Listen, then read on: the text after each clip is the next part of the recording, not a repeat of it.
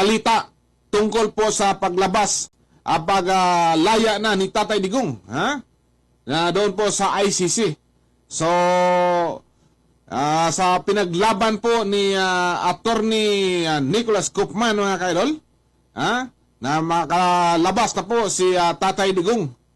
So mabigyan po na siya ng interim release, mga kaidol. Pero ayon pa sa balita, mga kaidol, na mayroong isang kumupkop sa kanyang bansa na doon muna siya manatili.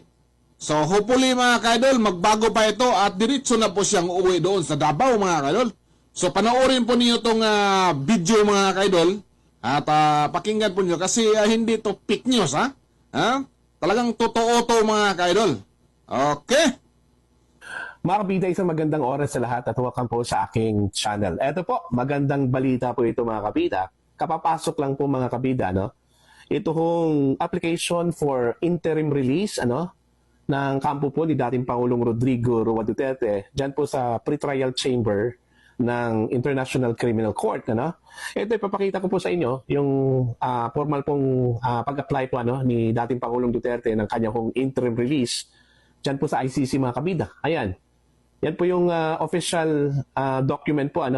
Actually, nakapost po yan, mga kabida, sa website po ng International. Sobrang daling humanap ng friends sa this app with similar tastes kasi